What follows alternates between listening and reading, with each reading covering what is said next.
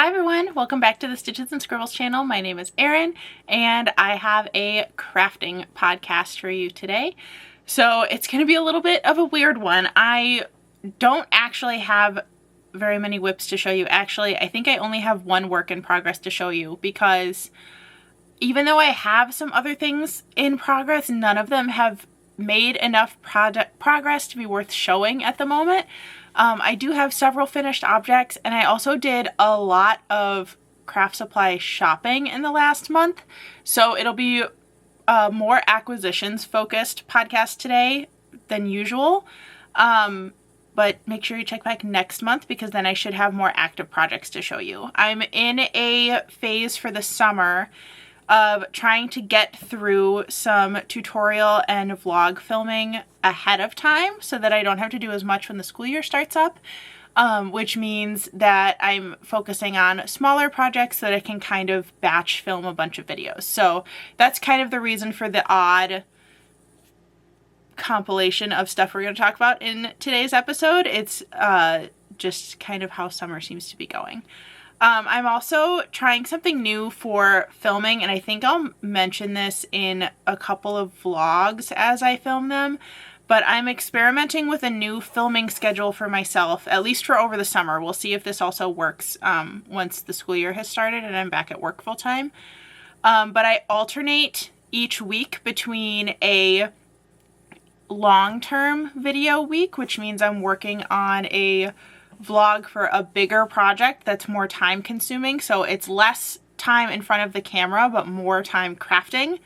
And then the alternate weeks are short-term filming, where I film things like podcast episodes that can be filmed in one sitting, or short tutorials or vlogs for really small projects or shorts, so that I'm alternating between a week that is high focus on the project and low filming versus high filming, low focus on the project, if that makes sense. It basically means that I'm flip-flopping every week to kind of hold my interest, because if I'm working on a vlog for a big project that takes way too long, I end up being really frustrated and want to put the project down. So this way I'm giving myself the ability to put the project down without like totally stopping progress on it. I also have two SD cards for my camera, so I just keep one for long-term videos and one for short-term videos so that I can switch the cards back and forth as well. So it's an experiment. We'll see how this goes, but so far it's been working really great. It does mean that I've been able to batch film a bunch of content that didn't take me as long to film, which is good. And that means that maybe once we get into the school year, some of those bigger projects that take longer and I don't want to be on camera as much can be a little bit more relaxing and less like time intensive, and I don't need the house to be as quiet for when I'm working on them. It's definitely easier to do tons of short videos over the summer where I can film like 2 to 5, depending on what it is, in one day, and then do like other projects as vlogs, where I'm mostly like working on it in the evenings when we're watching a movie and I don't need to be like physically in front of the camera while we're doing it. So it's been an interesting experiment. So far I really like it. So if you also have a crafty channel, I highly recommend that so far, but we'll see how it goes in the next couple of weeks because this is kind of my first rotation of trying it. But I'm overall excited about it. I think it's working really well and it keeps me interested in what I'm doing, and the long projects don't feel as much of a slog right now because I know that I get a break while I'm working on them. With all that being said, I only have one whip to show you, and it is tiny at the moment. I actually have a finished one of these in my finished object, so I'll show you that in a minute. But I modified the Sophie scarf pattern to make little tie headbands, and I'm using these crochet thread minis that I got in a pack from Hobby Lobby to do them. I really like showing off knit and crochet pieces, but it's really hard to wear knitwear over the summer when it's really, really hot. So I was kind of looking for something small that I could wear as a hair accessory, where I could still wear my knit pieces over the summer without it being so hot and warm. So tiny cotton headbands was the way to go. since that is my only WIP, I'll dive right into finished objects, and we will start with the headband that I finished. So when I say I modified the Sophie scarf pattern, what I did is I worked the increases until it was the width that I wanted. I also adjusted the number of rows between each increase so that it was a gentler increase slope. So the tie like that. Then I worked for a while without any increases or decreases to make the majority of the headband, and then I worked my decreases at the same rate as my increases on the other side, and this used up pretty much a whole mini skein of that cotton crochet thread. The brand from Hobby Lobby is Artist something, but they come in like a big pack of them, but you could also use the Aunt Lydia's crochet thread that just comes in a bigger skein. So I really like these so far. I think they look really cute in your hair as a headband. Obviously this is going to look a little funny right now because my hair is down. They also looked really cute tied around a ponytail. And if you're one of those people who likes putting the little scarves on a handbag or a purse, this could work well for that as well. I don't typically do that, but my purse is a Vera Bradley one, which is already pretty busy, so I don't think I would put any accessories on it like this, but you certainly could if you want to. It would be a really cute touch for summer. A lot of times crochet thread comes in kind of summery colors as well, especially the pack that I got, but then Hobby Lobby also had a pack of metallics, so I think I'll make some of those for the winter season to kind of wear with holiday outfits and things like that. And then I like rolling up my little headbands and tucking the end in, and then they also store really nice and small, which is fun. Other finished objects. So these guys will already have their video out by now, but in case you haven't seen it, I did crochet Frog and Toad from a pattern, and I know they look a little funky. The white yarn I used for the eyes I think was slightly thicker than the other yarns I used, so their eyes look really weird. And I also think in the pattern the yarn for the clothes was a slightly lighter weight than the yarn for the body, even though they were all labeled as I believe it was DK weight. So my clothes for the characters look a little bit oversized, but overall I think they're still cute. They're gonna live in my school library, so they'll be going with me back to school, and I think they'll be recognizable to the kids, which is really what matters. I do have enough supplies to make another set of them, but I think I want to, instead of doing the ones that look exactly like the book characters, there is a knit Frog and Toad pattern where they're more realistic looking, so they look more like an actual frog and a toad instead of the like the illustrated style. And I think for my house decorating style, that's actually what I want. We have a guest room in our house right now that is kind of softly set up for if we had friends with a child staying, so it's kind of set up to be a children's room. It just has a twin bed in it, but it has like our Peter Rabbit books and Winnie the Pooh and Frog and Toad, so it's kind of more just woodland animals themed. Wind in the Willows is in there as well. So I think the more realistic looking Frog and Toad would actually fit better with the style choices we've made in that room. So I think that's what I'll be going with, even though the pattern for these guys was very cute. I want to try knitting more stuffed animals because that's a skill I want to work on, and B, I think the more realistic ones will look better for what we want it to look like in there. Other finished objects. So this one is one that I actually was working on for a while, but it was my like boring TV project. And when I say boring TV project, it's usually a project that I have going for when we're watching a movie or a TV show that's a little bit more intense, so I want something I don't have to focus on. Typically my projects for that type of crafting are baby blankets and prayer shawls, because there's no thought, just rectangles. And I do like put some variation on it for most of the time, but usually it's a fairly simple crochet or knit pattern. This one is also a modification of the Sophie scarf. So just like I did with the headbands, I worked the increases along one side, and I did adjust the number of rows between increases so that the increase was steeper. So I have this kind of pretty steep slope for my increases or decreases. I don't remember which side this is. Then I worked it as a rectangle for a majority of it, and then worked the decreases at the same rate back down the other side. So this fits like something halfway between a rectangle shawl and a triangle shawl, where it has those nice tapered sections in the front to fit over your arms, but it's still the wide rectangle in the back. So I thought that this was actually a pretty good design for a prayer shawl. Even though it's not the traditional rectangular prayer shawl, I thought that it draped over my arms a little bit better than the traditional shape does. So I really liked that. I think that this is a shape that I want to play with a little bit more in the future to see if I can come up with some other designs that give the same shape. But I've definitely been getting a lot of mileage out of my Sophie scarf pattern by making all these changes and different versions of it. The next piece I finished will actually get its own vlog, but this is the daisy chain top by Realm Designs, and it's mine is a fairly cropped version.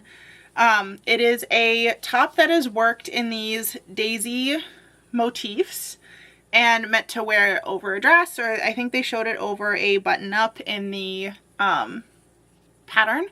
But I actually used a dice to roll for what color I was going to do in which spot, which was a really fun way to do this.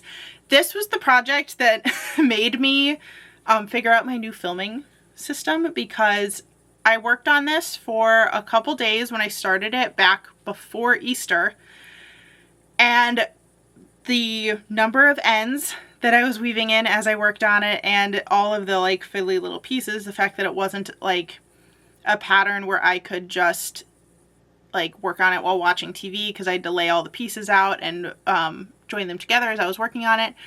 I ended up putting it in a box for like a month and really did not want to work on it, even though I like the finished product. It was definitely getting to the point of being a little bit draining to work on. So that was the one where I had the idea of like, I need a system for myself where I can put bigger projects away for a while and not feel pressured to work on them, and kind of build in some breaks for myself for that reason. So that was the project that made me decide to do that. Once I jumped back in, I was able to finish it pretty quickly, but I ended up taking a break from it for like at least 2 months, maybe 3, before finally coming back and finishing it. So glad it's done. I did vlog it. I think it turned out really cute.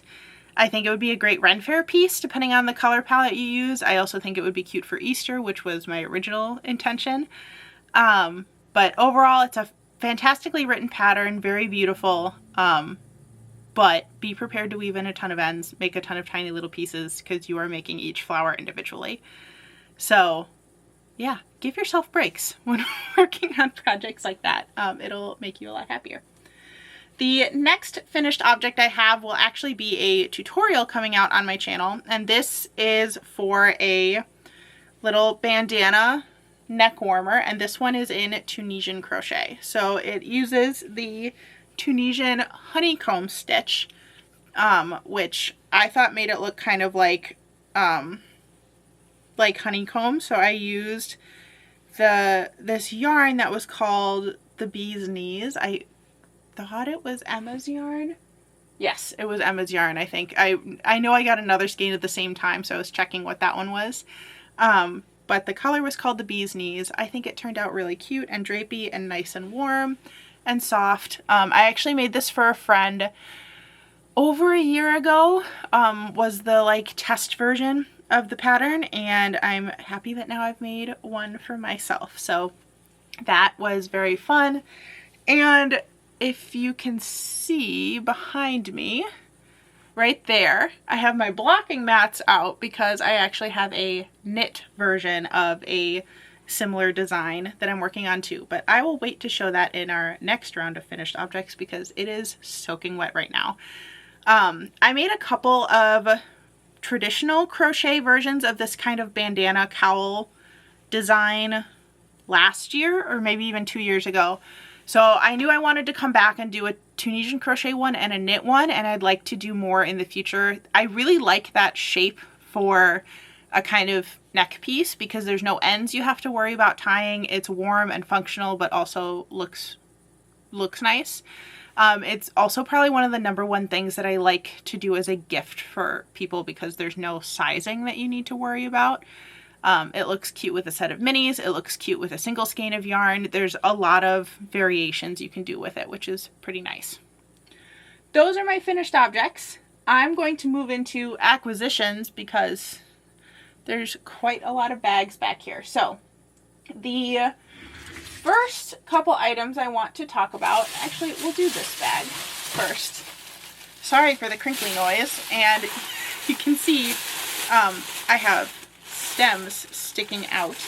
So I decided for this year, well, okay, here's the story. So originally this year, just because of other events over the summer, I thought I wasn't going to be able to go to the Renaissance Fair this summer, which made me kind of sad, but I was like, okay, if I have to skip it for 1 year, that's not a big deal.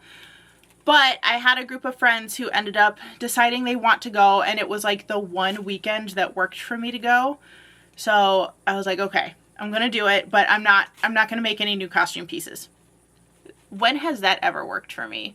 Every time I say that I'm going to do a Ren Fair costume with stuff I already have in my closet, I come up with at least one accessory that I don't already have that I want to make to add to the costume. So this year I decided I wanted to reuse some of the pieces of my butterfly Renaissance Fair costume that I made a couple of years ago. There's a vlog for it on my channel. There should be a Renaissance Fair playlist. So you can check that out. I made a really cute little dragon with butterfly wings that sits on my shoulder. I had butterfly pieces that went in my hair. I made a belt pouch with a butterfly on it. It was very cute, but it was all orange and black. So it was a very dark costume, which ended up being very hot for the actual Renaissance Fair. So I kind of reconfigured the costume and made it a little bit more colorful. So I used a skirt, 2 skirts actually, that I bought from the Renaissance Fair. One of them is striped and it's black, orange, teal, green, and purple. And then the skirt I'm wearing underneath it is teal. And depending on how warm it is, I have either an orange top I can wear or a blue top that I can wear. So it went from just being orange and black to being the orange butterfly kind of motif throughout with a bunch of other colors in it, and the orange is kind of what ties everything together. Because of that, and because my hair is short, so I can't do the like big braided updo that I did for the original costume, I realized I wanted a flower crown. It's been a long time since I've actually included a flower crown in my Ren Fair costume that I wear, and it's definitely a staple Ren Fair piece. I do have one very small flower crown that I think I actually got from the Milwaukee Polish Fest a few years ago, and I have my German Fest one that's more like a headband, but neither of them quite matched the costume, nor were they as big as I wanted, because I realized I want a very big, dramatic flower crown, and I knew I wanted specifically orange sunflowers to be a part of the flower crown. So I went to Michael's because I knew that they had all of their fall flower things out, and I kind of went nuts. So we'll start with some of the smaller ones. I got these kind of dusty blue and teal flowers. I'm not quite sure what flowers these are supposed to be, but small ones to be kind of filler in between. I also made sure I got some extra greenery to kind of fill in dead space. Then I got, these were from the Halloween section, but they're a dusty purple with some black leaves that I also thought could kind of blend in with some of the existing black pieces from the costume. I got 2 of those. I got, just chopped the whole bag, these orange Chinese lantern flowers. Now we have to lean and get things off the floor.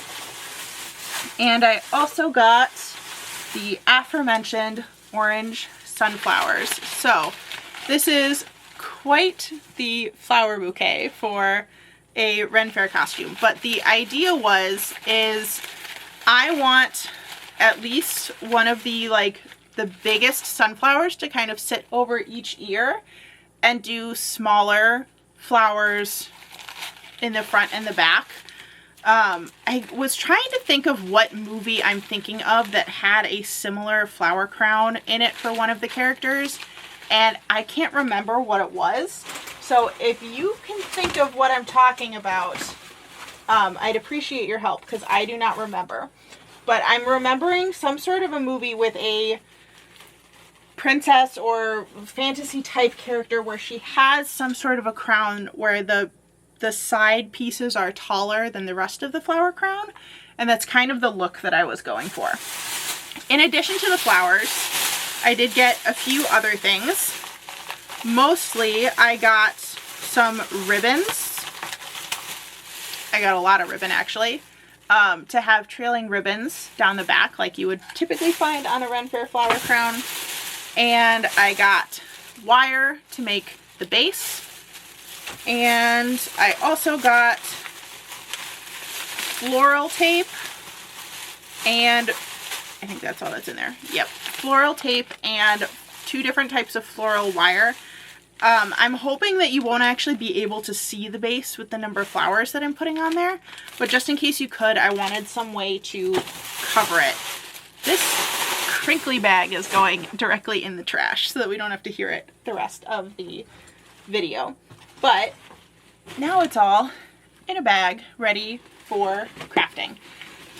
Additionally, I didn't have a Ren Fair vlog planned for my channel for this year, but since I am doing a DIY, I do want to film it, but I will probably schedule it so that it comes out around Halloween, because we're going to our Ren Fair pretty late in our Ren Fair season, so I know it won't come out in time for anyone to kind of use it as inspiration for their Ren Fair costume. So I figured putting it out before Halloween would be a better way to slate it. So I'm sorry, it's going to be a couple months before you see that one, even though I'm going to the Renaissance Fair at the end of August, and I'm filming this August 4th. So you'll see that sometime soon, unless it goes wrong, and then you won't see it at all.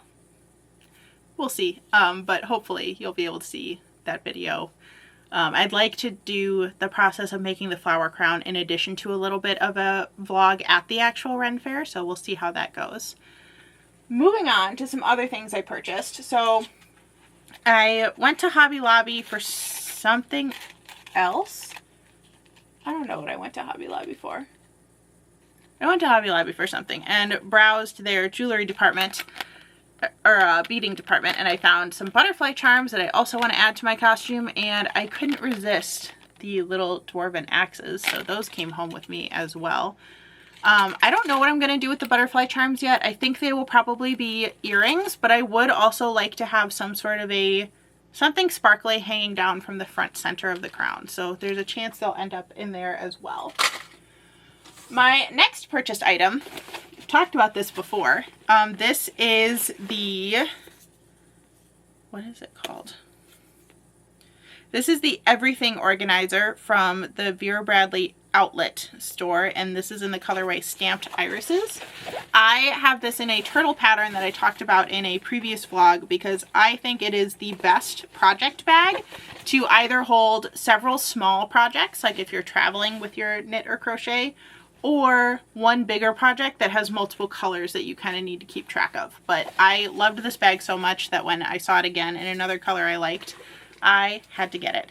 I believe the little Velcro straps on here are so you can either attach it to your rolling suitcase handles or another bag, or to like a seat belt in the car to kind of hold it between seats. But it's meant to be a travel organizer bag. I just really love it as a project bag. It's listed as $59 on the tag. I know it was not that much in store. I think I paid $20 for it when I got it, but can't recommend this bag enough. It is the best project bag. It's also got the like water resistant fabric to it, which makes it nice if you're going to be setting it down on tables or in the grass or something like that. there's a little bit of protection for your projects. Up next, I have these, which you might be looking at me and wondering why I purchased these, because I do not have children who need a puzzle playmat, nor do I teach a grade where we would need a puzzle playmat. I'm the school librarian. However, these were in the dollar section at Target for $5, and I needed more blocking boards. So this is what I got. I figured if they're not perfect, they were only $5, so I don't really care. But there are 9 pieces in here. This was the only color they had when I went. It's pinks and purples, but the motifs in them are like rocket ships and stars and moons and lightning bolts, which I thought was really cute. I don't know if they're going to have more of these in the Target dollar section, but I would keep an eye out for them if you also need blocking mats, because blocking mats are so expensive for what they are, and these work the same. So I picked these up for $5. If there had been another set when I went, I probably would have gotten 2, but there was only 1 when I was there, so keep an eye out for them. I don't know if they're going to do more. One more bag of acquisitions, but from 2 different places. So I actually have a couple local yarn stores that are not too far from me, like within an hour, and I happened to go to 2 different ones in the past month.